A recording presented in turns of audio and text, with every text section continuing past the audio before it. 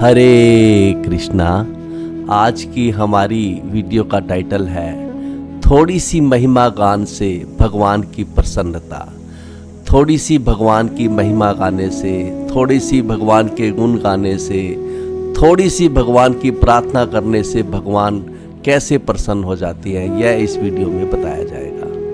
पिछली वीडियो में हमने देखा था कुंती महारानी भगवान के अवतार लेने के अनेक कारण बता रही थी कि भगवान क्यों आए अपने धाम से इस पृथ्वी लोक पर। वह भगवान श्री कृष्ण से कहती है कि हे प्रभु, बड़े बड़े विद्वान आपके अवतार के अनेक कारणों को बताते हैं। इस विषय में बड़े बड़े विद्वानों के अनेक मत हैं, वह सब मत ठीक है।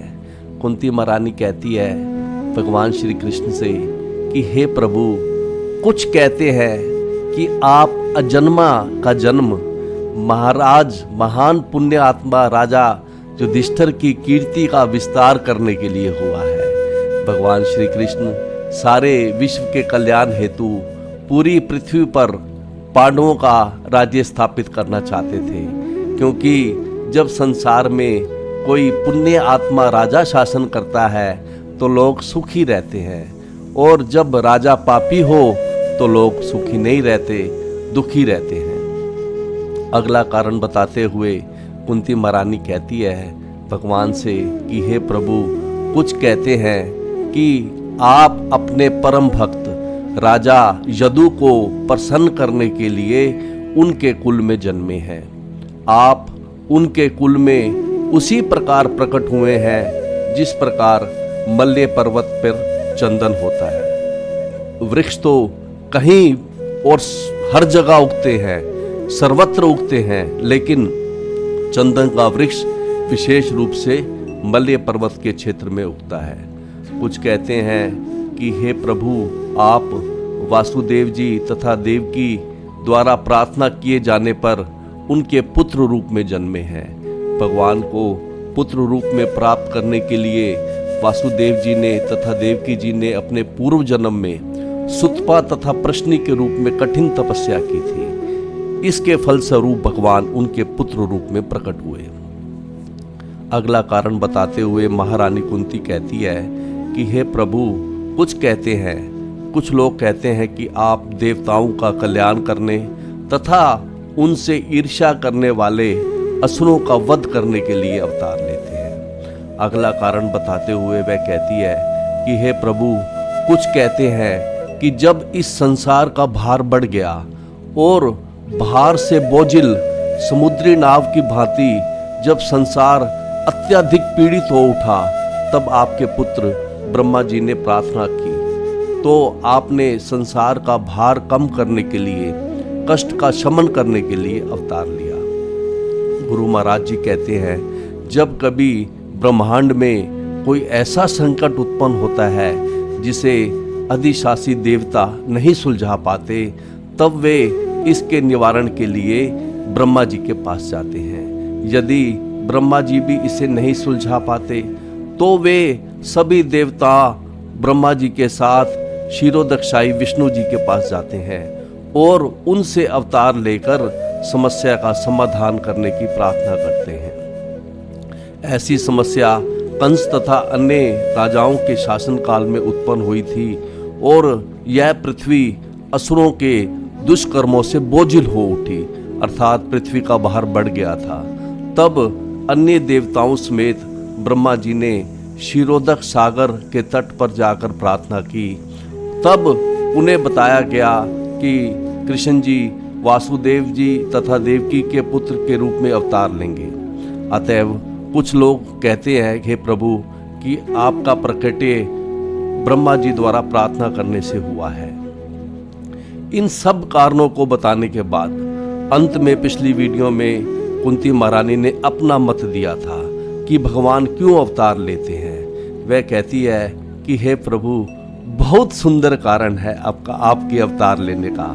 आप इस जगत में अवतार लेते हैं हम लोगों के लिए, अपने लिए नहीं आते, हम लोगों के हित के लिए आते हैं। इस संसार में जो हम भौतिक कष्ट भोग रहे हैं, अपने अज्ञान अपनी इच्छाओं तथा सकाम कर्म करने के कारण। हम भौतिक कष्ट इसलिए भोग रहे हैं क्योंकि हमें ज्ञान नहीं है, हमारी इच्छाएं हैं तथा हम सकाम कर्म करते हैं। तो कुंती महारानी कहती है कि हे प्रभु, आप हमारे भौतिक कष्टों को समाप्त करने के लिए अवतार लेते हैं, हमारे हित के लिए इस संसार में आप अवतार लेते हैं और आप अवतार लेकर श्रवण, स्मरण, पूजन आदि भक्ति की 9 विधियों को जागृत करते हैं ताकि बद्ध जीव इसका लाभ उठाकर अर्थात भक्ति की विधियों को अपनाकर मुक्ति प्राप्त कर सके। भगवान कष्ट भोग रहे जीवों पर अर्थात हम पर इतने अधिक कृपालु हैं कि जितना जीव सोच भी नहीं सकते। भक्तों भक्ति की 9 विधियों या किसी एक विधि को ग्रहण करने से बद्ध जीव अविद्या के बंधन से मुक्त छूट जाता है और माया शक्ति के द्वारा बरमाए गए समस्त भौतिक कष्टों से मुक्त हो जाता है। जीवों पर इस तरह की कृपा अर्थात भक्ति की 9 विधियों को जागृत करना भगवान श्री चैतन्य महाप्रभु के रूप में भगवान द्वारा प्रदान की गई है। अपना मत देने के बाद कुंती महारानी आगे कहती है कि हे प्रभु, हे श्री कृष्ण, जो आपके दिव्य कार्यकलापों का अर्थात जो व्यक्ति आपकी दिव्य लीलाओं का जो निरंतर श्रवण, कीर्तन तथा स्मरण करते हैं या दूसरों को ऐसा करते देख के हर्षित होते हैं, वे बहुत शीघ्र ही आपके उन चरण कमलों का दर्शन करते हैं जो जन्म मृत्यु के पुनर्गमन को रोकने वाले हैं।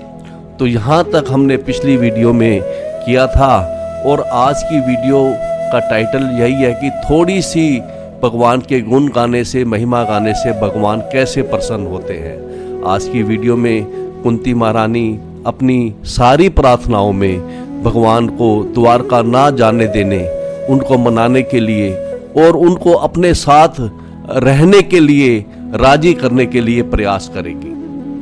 तो आज के प्रथम श्लोक में कुंती महारानी भगवान श्री कृष्ण से कहती है, अपि अधे न त्वम जिहाससी।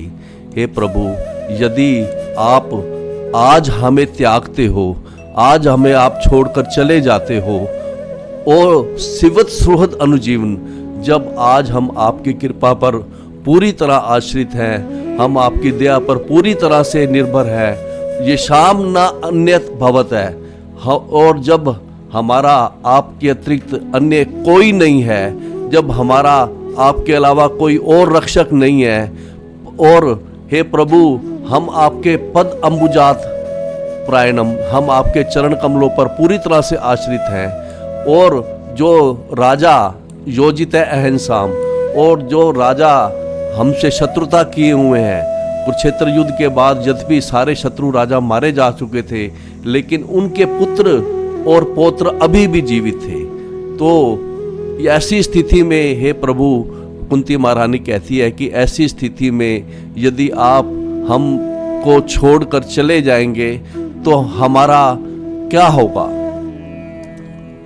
उसकी सलात में गुरु महाराज जी ने लिखा है कि कुंती महारानी कहती है कि हे मेरे प्रभु, अब आपने सारे कर्तव्य स्वयं पूरे कर दिए हैं। आज जब हम आपकी कृपा पर जब पूरी तरह से आश्रित हैं और जब हमारा आपके अलावा और कोई रक्षक नहीं है और जब सारे राजा हमसे शत्रुता किए हुए हैं, तो क्या आप हमें छोड़कर चले जाएंगे। पांडव अत्यंत भाग्यशाली थे क्योंकि वे भगवान की कृपा पर पूरी तरह से आश्रित थे। भौतिक जगत में गुरु महाराज जी कहते हैं कि भौतिक जगत में किसी की दया पर आश्रित होना घोर दुर्भाग्य का चिन्ह होता है, लेकिन इसके विपरीत जब हम भगवान पर पूर्ण रूप से आश्रित होते हैं तो यह हमारा परम सौभाग्य होता है। पांडव पूरी तरह से भगवान की कृपा पर आश्रित थे। गुरु महाराज जी कहते हैं कि मनुष्य का सर्वोच्च लक्ष्य भगवान के मार्गदर्शन में कठिन परिश्रम करना तथा पूर्ण रूप से उन्हीं पर आश्रित हो जाना है। पांडव व्यक्तिगत आचरण तथा भौतिक कार्यों में परम योग्य थे, परम वीर थे, तो भी वे भगवान की कृपा पर पूर्ण रूप से आश्रित थे। कुंती तथा पांडवों के लिए भगवान का विछोह ऐसा था जैसे मछली का जल से अलग होना। अतएव कुंती महारानी कुंती को ऐसा विछोह वज्रपात जैसा प्रतीत हो रहा था, इसलिए उनकी सारी प्रार्थना भगवान को अपने साथ रहने के लिए, राजी करने के लिए प्रयास थी। अगले श्लोक में वो कहती है कुंती महारानी भगवान श्री कृष्ण से कि के वयम नाम रूपाभ्याम यद्यपि स पांडव भवतः अदर्शनम यारी ऋषि का नाम इव ईशितु। कहती है कि हे प्रभु, जिस प्रकार चेतना के बिना शरीर की सारी इंद्रियां व्यर्थ हो जाती हैं, ऋषि का नाम इव ईशितु, जिस प्रकार आत्मा के अदृश्य होते ही शरीर का नाम तथा यश समाप्त हो जाता है, उसी तरह से भवतः अदर्शनम, यदि हम जब हमें आपका दर्शन नहीं होगा, आप यहाँ से चले जाएंगे, आपकी अनुपस्थिति से, और अनुपस्थिति से क्या होगा, यदि भी सह पांडवा, पांडवों तथा यदुओं समेत हमारा सब नाम रूपाभ्याम, हमारा सब यश तथा गतिविधियां तुरंत ही नष्ट हो जाएंगी। दूसरे शब्दों में कुंती महारानी भगवान श्री कृष्ण से कहती है कि हे प्रभु, यदि आप हमारे ऊपर कृपा दृष्टि नहीं करोगे तो हमारा कोई अस्तित्व नहीं है। इसके सरलार्थ में गुरु महाराज जी ने लिखा है।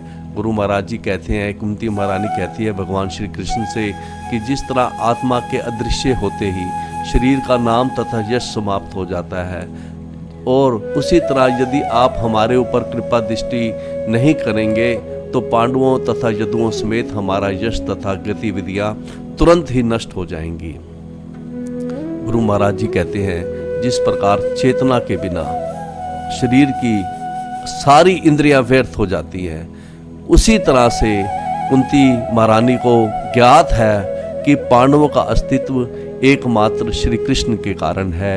निसंदेह पांडव अपने नाम तथा ख्याति में पूरी तरह प्रतिष्ठित थे और धर्मात्मा महाराज युधिष्ठिर द्वारा उनका मार्गदर्शन हो रहा था।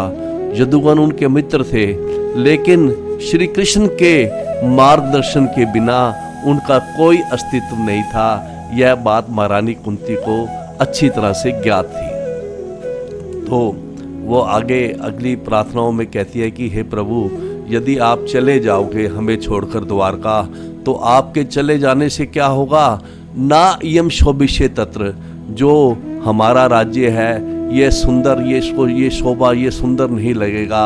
यदा इदानीम, जैसा ये अब सुंदर है, गदाधर जैसा ये अब सुंदर लग रहा है, ऐसे हमारा राज्य सुंदर नहीं लगेगा। और कहती है कि त्वत्पदे अंकिता भाति, इस समय हमारे राज्य पर त्वत्पदे, आपके चरण चिन्हों की छाप पड़ी हुई है, और चरण चिन्हों की छाप पड़ने से यह राज्य हमारा सब लक्षण विलक्षित है, यह राज्य हमारा सुंदर लग रहा है। लेकिन हे प्रभु, विलक्षण लग रहा है आपके चरण चिन्हों की वजह से, लेकिन आप अगर चले जाओगे तो ऐसा नहीं रहेगा। इसके सरलार्थ में गुरु महाराज जी कहते हैं, कुंती महारानी कहती है, हे गदाधर कृष्ण, इस समय हमारे राज्य में आपके चरण चिन्हों की छाप पड़ी हुई है और इसके कारण यह सुंदर लग रहा है, लेकिन आपके चले जाने पर ऐसा नहीं रहेगा। गुरु महाराज जी कहते हैं कि भगवान के चरणों में कुछ विशिष्ट चिन्ह होते हैं जिनके कारण भगवान अन्यों से भिन्न है। भगवान के चरणों में, तलवों में ध्वजा का चिन्ह होता है, वज्र का चिन्ह होता है, अंकुश का चिन्ह होता है, छत्र का चिन्ह होता है, कमल का चिन्ह होता है। ये चिन्ह शुभ चिन्ह होते हैं भगवान के चरणों में। जहाँ जहाँ भगवान चलते हैं वहाँ की नरम भूमि की रज पर ये शुभ चिन्ह अंकित होते जाते हैं। अतएव जब श्री कृष्ण पांडवों के साथ रह रहे थे तो हस्तिनापुर की भूमि इन शुभ चिन्हों से अंकित हो गई थी, और इन शुभ चिन्हों के कारण पांडवों का राज्य फल फूल रहा था। कुंती महारानी को भगवान की अनुपस्थिति में, अर्थात भगवान के चले जाने पर वह अपने दुर्भाग्य के प्रति भयभीत थी। उसे भय था कि भगवान के जाते ही हमारा दुर्भाग्य शुरू हो जाएगा। वह अगले श्लोक में कहती है कि हे प्रभु, आपके यहाँ रहने से इमे जनपदा समृद्धय, हमारे सारे नगर तथा ग्राम सब प्रकार से समृद्ध हो रहे हैं, क्योंकि सुपक्व औषधि वीरुत है, क्योंकि जड़ी बूटियों तथा अन्न की प्रचुरता है। आपके यहाँ रहने से हमारे शहर, हमारे ग्राम सब तरह से समृद्ध हो रहे हैं, जड़ी बूटियों तथा अन्नों की प्रचुरता है।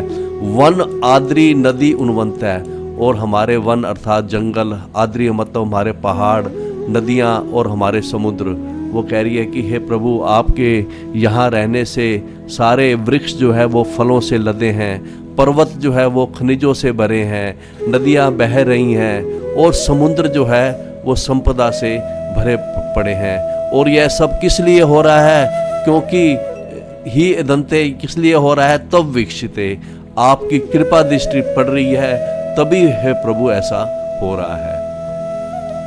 तो कुंती महारानी इसके सरलार्थ में गुरु महाराज जी लिखते हैं कि कुंती महारानी कहती है कि हे प्रभु, ये सारे नगर तथा ग्राम इस प्रकार से समृद्ध हो रहे हैं क्योंकि जड़ी बूटियों तथा अन्नों की प्रचुरता है, क्योंकि आप यहाँ पे हैं, वृक्ष फलों से लदे हैं, नदियाँ बह रही हैं, पर्वत खनिजों से भरे हैं, समुद्र संपदा से भरे पड़े हैं, और यह सब उन पर आपकी कृपा दृष्टि पड़ने से ऐसा हो रहा है। अगले श्लोक में वो कहती है कि अब वो भगवान को 3 विशेषणों से संबोधित कर रही है। कहती है कि अतः हे विश्व के ईश, हे ब्रह्मांड के स्वामी। फिर कहती है विश्व आत्मनय, हे ब्रह्मांड के आत्मा। फिर कहती है कि हे विश्व मूर्ते, हे विश्व रूप, कृपा करके सब केशु में, जो मेरे सब जनों में जो मेरा स्नेह का पाश है, स्नेह का बंधन है, इसे छिंदी, जो दृढ़ बंधन है, इसको प्रभु काट दो। भगवान को यहाँ पर विश्वेश कहा गया है, विश्वात्मा कहकर संबोधित किया गया है, क्योंकि भगवान इस पारिवारिक प्रेम की ग्रंथि को काटने में उनकी भगवान की सर्वशक्तिमय क्षमता को बताने वाले हैं। तो इसलिए यह भगवान को इन 3 नामों से संबोधित कर रही है। तो इसके सरलार्थ में गुरु महाराज जी ने लिखा है कि कुंती महारानी कहती है कि अतः हे ब्रह्मांड के स्वामी, हे प्रभु ब्रह्मांड के आत्मा, हे विश्व रूप, कृपा करके मेरे सब जनों, पांडवों तथा वृष्णियों के प्रति मेरे स्नेह बंधन को काट डाले।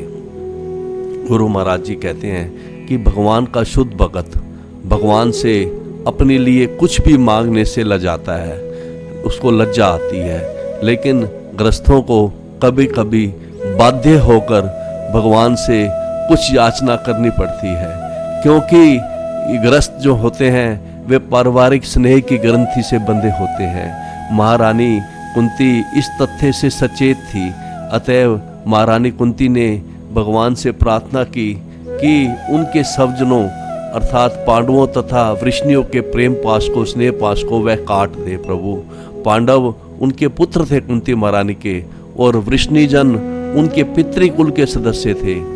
भगवान कृष्ण इन दोनों परिवारों से समान रूप से संबंधित थे। दोनों ही परिवारों को भगवान की सहायता की आवश्यकता थी, क्योंकि दोनों ही कुल भगवान के आश्रित भगत थे।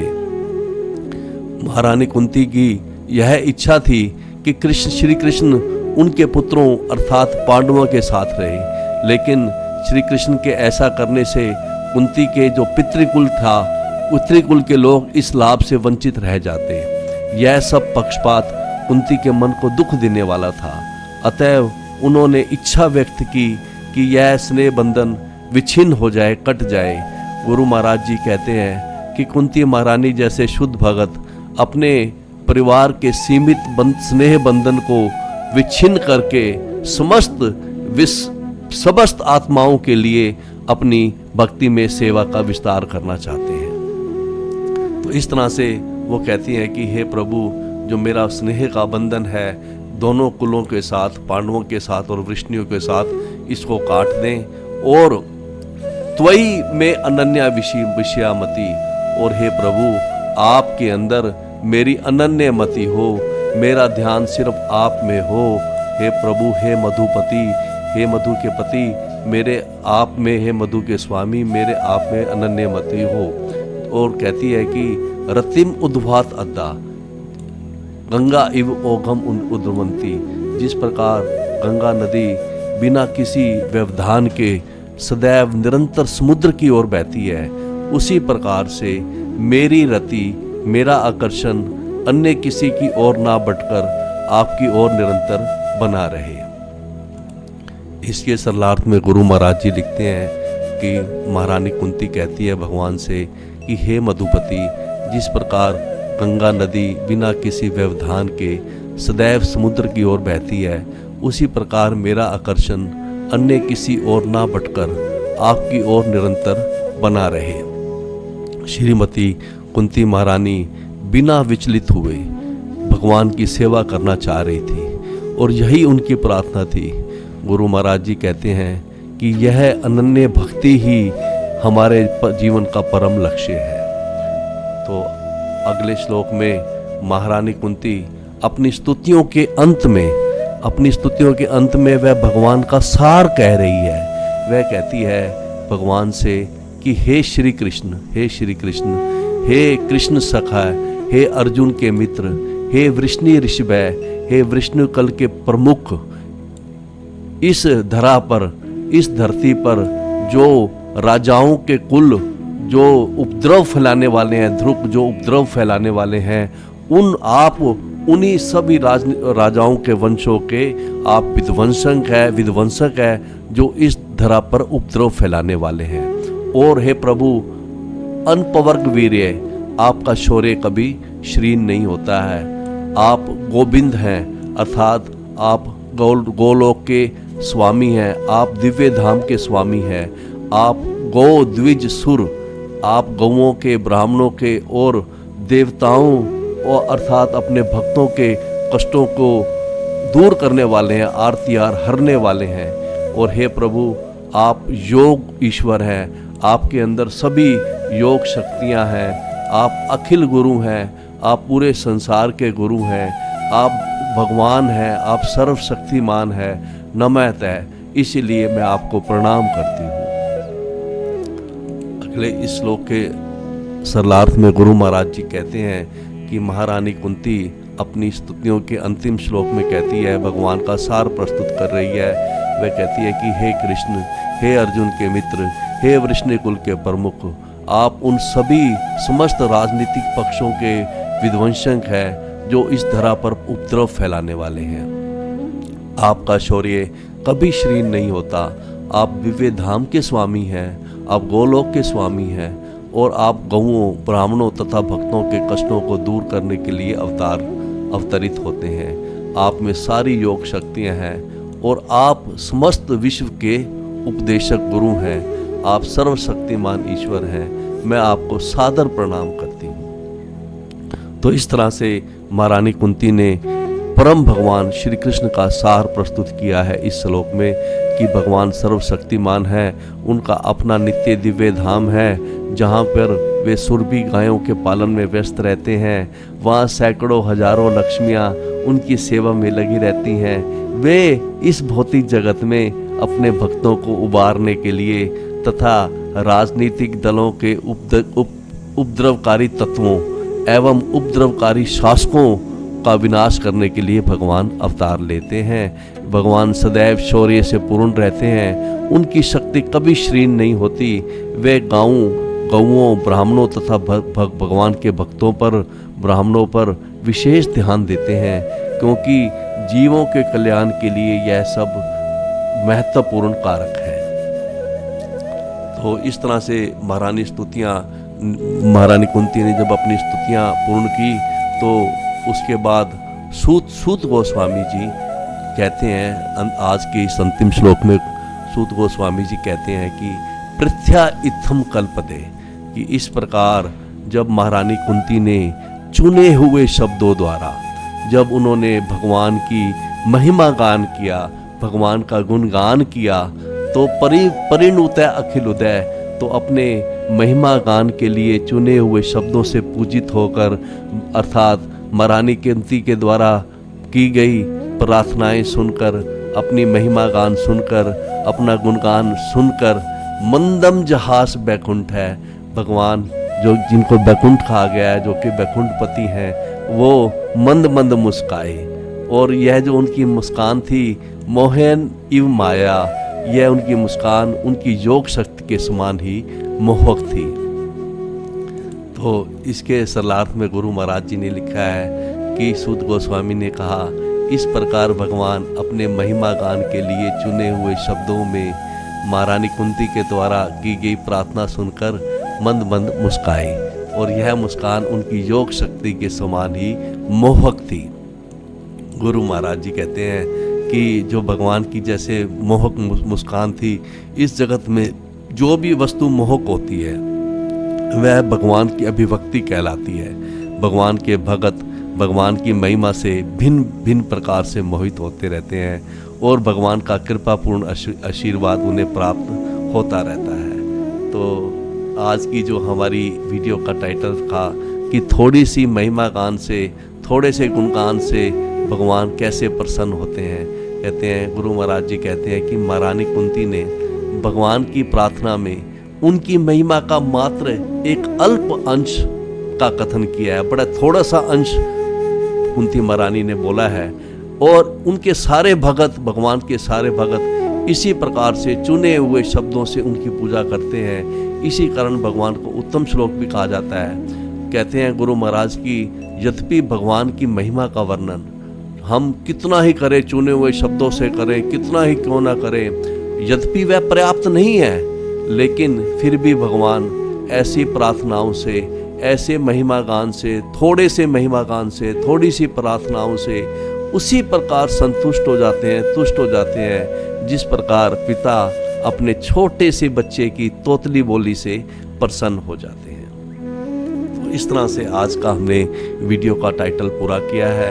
तो अगली सीटिंग में यह देखा जाएगा कि जब प्रार्थनाएं की कुंती महारानी ने भगवान को अपने साथ रुकने के लिए, और उसके बाद युधिष्ठिर महाराज भी आग्रह करेंगे भगवान को अभी द्वारका ना जाने देने के लिए, ना जाने के लिए, तो भगवान अभी और रुक जाएंगे हस्तिनापुर में। तो जिसको हम अगली सीटिंग मिलेंगे, तब तक के लिए हरे कृष्णा।